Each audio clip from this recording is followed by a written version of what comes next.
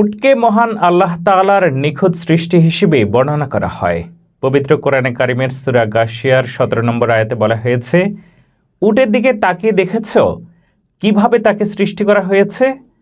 মরুভূমির প্রতিকূল পরিবেশে বেঁচে থাকার অদ্ভুত ক্ষমতা উটকে এক বিশেষ প্রাণী হিসেবে আলাদা করে তোলে। এদের শরীর ও জীবন ধারণের পদ্ধতি প্রকৃতির সঙ্গে এতটাই মানানসই যে তারা মরুর সবচেয়ে চরম প্রতিকূলতা মোকাবেলা করে টিকে থাকতে সক্ষম। উটের খাদ্যাভ্যাসও অত্যন্ত বিস্ময়কর। অন্যান্য প্রাণী যেখানে মরুভূমির কাঁটাযুক্ত উদ্ভিদ খেতে পারে না, সেখানে উট সহজেই সেগুলো খেতে পারে এবং তার পরিপাকতন্ত্র এমনভাবে তৈরি যে তা শুষ্ক ও কঠিন খাদ্য থেকেও পুষ্টি সংগ্রহ করতে সক্ষম। এই কারণে মরুভূমির বিরল উদ্ভিদ এবং কঠিন খাদ্য তার জন্য সহজেই হজমযোগ্য হয়। উটের শরীরের গঠন তাদের বিশেষভাবে সুরক্ষিত করে।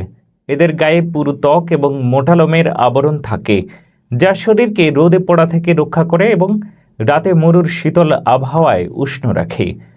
উটের পা এবং খুরও বিশেষভাবে অভিযোজিত। এদের চওড়া ও সমতল খুর মরুর বালিতে সহজে ডুবে না গিয়ে চলাচল করতে সহায়তা করে। উটের অন্যতম বৈশিষ্ট্য হল দীর্ঘ সময় ধরে পানি ছাড়াই বেঁচে থাকা। তাদের শরীরে এমন এক ব্যবস্থা রয়েছে যা পানি ধরে রাখতে এবং দীর্ঘ সময় তা ব্যবহার করতে সক্ষম।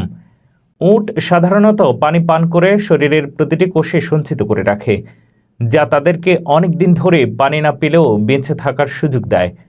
এছাড়া উটের কুঁজে সঞ্চিত চর্বি খাদ্যের অভাবে শক্তির উৎস হিসেবে কাজ করে, ফলে খাদ্যহীন পরিবেশেও তারা দীর্ঘ সময় টিকে থাকতে পারে। উটের শ্বাসযন্ত্র তাদের এই চরম পরিবেশে বাঁচতে সহায়তা করে। মরুর বালুকাময় বাতাস থেকে চোখ ও নাককে রক্ষা করার জন্য উটের চোখে দুটো পাতা থাকে, যা ধুলোবালির মধ্যেও দৃষ্টি পরিষ্কার রাখে।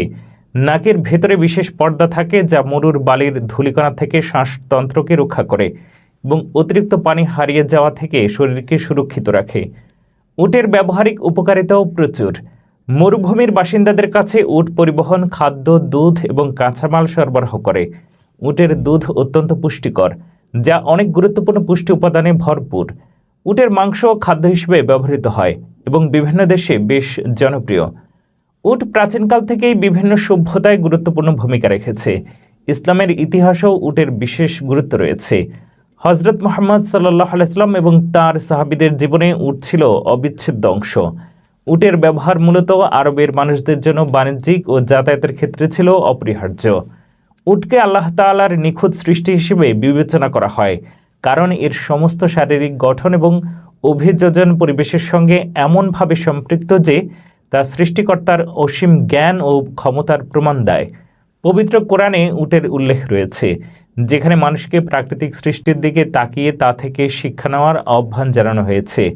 আল্লাহ তাআলার এই বিশেষ সৃষ্টিকে মরুভূমির জাহাজ বলা হয়, কারণ মরুর কঠোর পরিস্থিতিতে এর একটানা কাজ করতে সক্ষম এবং বহু দূরত্ব পাড়ি দিতে পারে।